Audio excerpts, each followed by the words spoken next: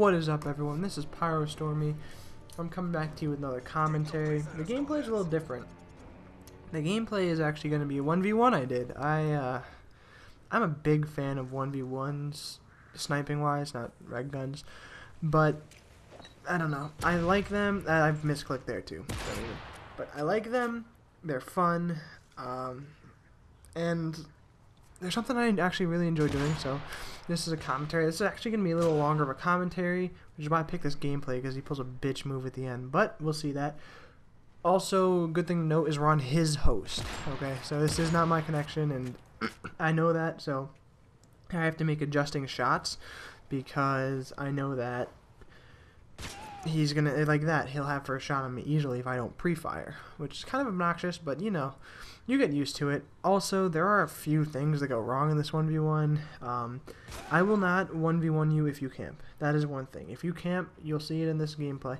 I will throw stuns at you. I will throw semtexes at you because you're playing like a bitch and you deserve to not. Basically, I'm going to get you out of that spot. And then I'll give you another chance. And if you cross that, then you're pretty much going to get fucked. Anyway, on the commentary. Also, excuse me, I'm a little sick, but on the commentary, I'm going to talk a little bit about what I do as a job. So you guys know, I don't think I've talked about it too much. I work at Best Buy. I do a little bit of everything. I've worked in gaming. This portion of the story is going to be working customer service, which is really fun at an electronics store, but I also do cashier.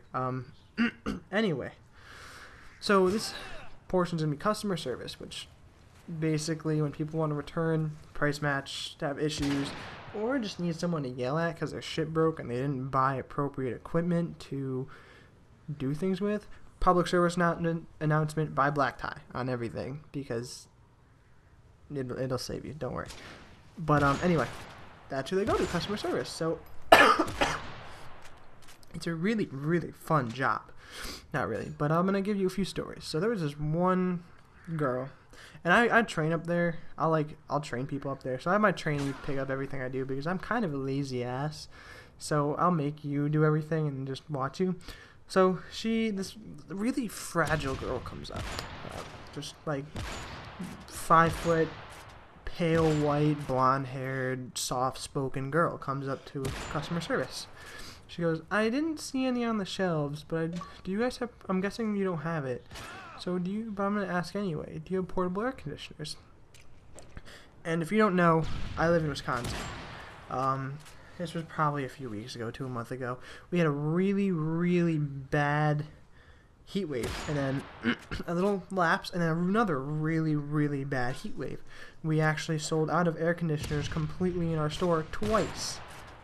So that's how bad it was. Anyway, that happened. So she's coming in about midway through the second heat wave. So I tell Kyla, who was the girl I was working with, that you can check, but no, we don't have any. And so she tells us, she's like, no, we don't have any. So she just goes, and then freaks out. Why don't you have any portable air conditioners in the middle of the biggest heat wave? And runs out of the store to where we are just looking stunned. Just like, what the fuck just happened? And yeah, my perception of people changed because they can be really bitchy anyway. Another person I had, actually, this was like yesterday. These people wanted to return a service. If you don't work customer service, returning a service is like returning labor, which basically means you can't do it because the labor has already been done. So there was something stupid. Give me a second. They were like, oh, when I turned on they did a pre-setup. A pre-setup is basically they set it up for you for extra $100, so you turn on and it's good to go. They turn it on, and Avast is like, you need to re-update one more time. Avast, Kaspersky. It's like, you need to click on this button, update. So they were not happy about this. I kind of understood where they came from, but they were explaining to me, I'm like, there's a few options. There was an update recently, and they started giving me shit like yesterday. I'm like, calm down, it's a fucking option, alright? Chill out, let me finish. 2, it could have skipped the update and that happened, so they're just complaining. And so after I pair up with a manager, go through all that bullshit, I can do what they need to do, return the service, and excuse me, I go get their laptop because they want another one, and we don't have this anymore, it's discontinued, etc., etc., list of problems. Go get a really comparable laptop for the same price.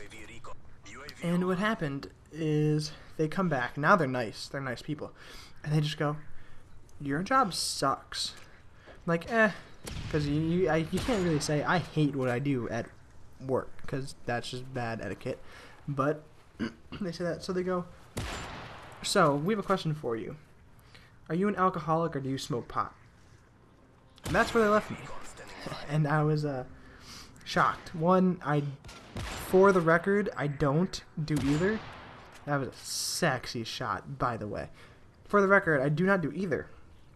But they told me, like, yeah, after we got done yelling, we walked away, or when you walked away, I was like, he's an alcoholic, and my son was like, no, doobies. So we wanted to know, and I responded with, I play video games, and then we went into this long-winded conversation of being relaxed, yada yada yada yada. But on the flip side, what I do can be really, really fun too. There's two types of people that come in when there's a return. You see that kid joined too? I'm gonna point this out real quick. See that kid joined?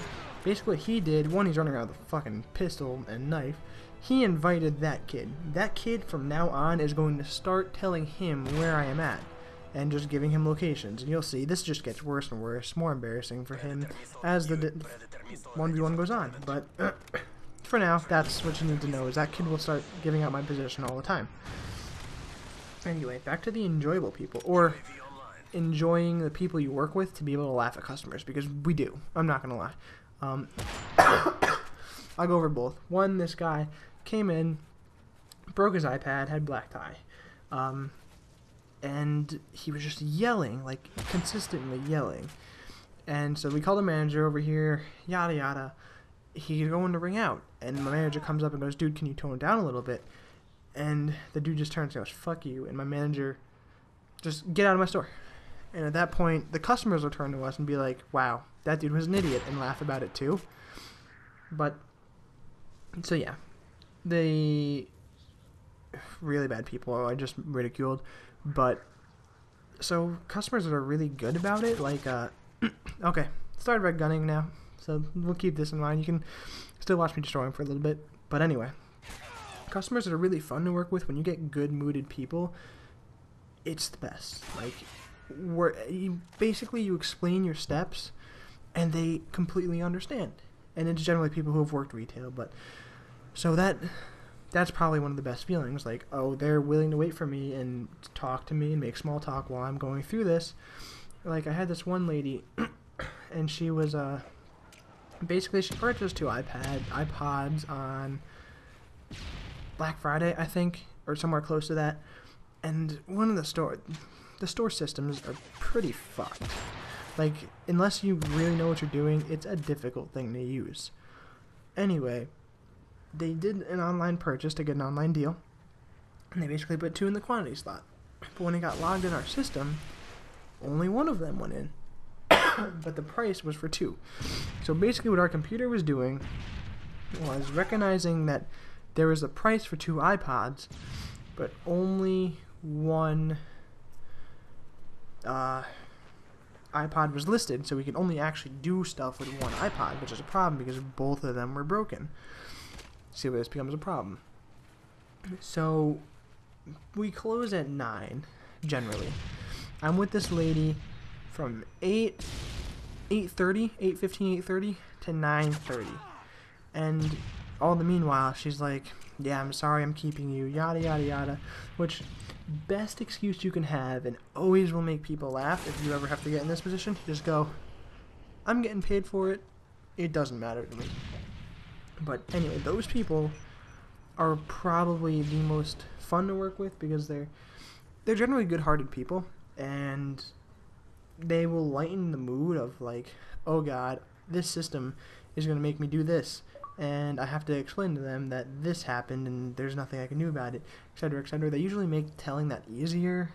And key tip, generally, if you're nicer to the person doing a return for you, they will try harder. See, right there, perfect key example. No way he knew me was there. That's gonna happen one more time too. But if you're nicer, generally they will do stuff for you. Like, they will try harder to accommodate you more, because think about it.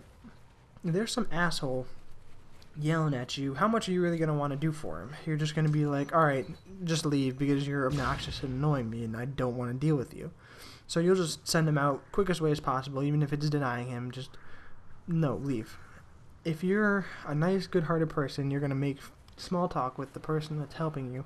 You're going to be friendly, be good-hearted, then you're more likely to get stuff done because they will like you. They'll be like, oh, I don't really want to leave this person out to dry. I want to try and accommodate them the way I can. So that's just a pro tip.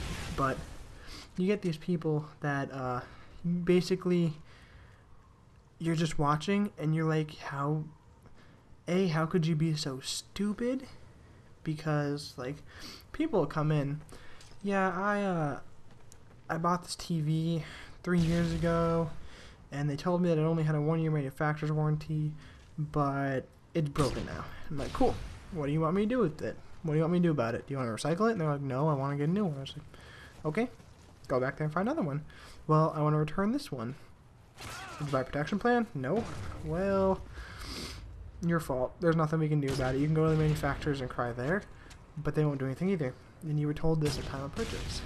And they get mad.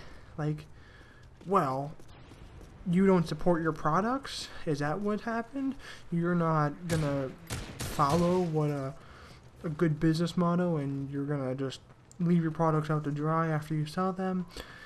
People just get through these crazy notions, and it's like, no, we do sell extra protection, but go cry to the manufacturer's warranty. But anyway, there are those people, and those ones, you just kind of, you look at and you're like, really?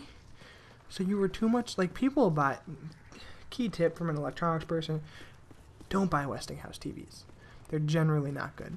But people come in spending like $200, $250. This happens a lot too. $200, $250 for like a 40-inch. Like, it's a really good deal. But you know what? Especially in bigger electronics, you get out what you put in money-wise. It's a sad fact, but that's how it is. So people will be like, why? I need a replacement on this. Why can't you do this? It's incredibly out of date and you're making an extraordinary demand, but I still expect it to be met. And they get personally offended. That kid just got dome pieced. Personally offended, and it just, those are customer service problems. Hashtag customer service problems. Hashtag this was just a really shitty commentary too. Thinking I was just rambling, but you know, a little insight into what I do, I guess. I don't know much more than that. Anyway, hope you guys enjoyed the randomness and watching me poop on this kid.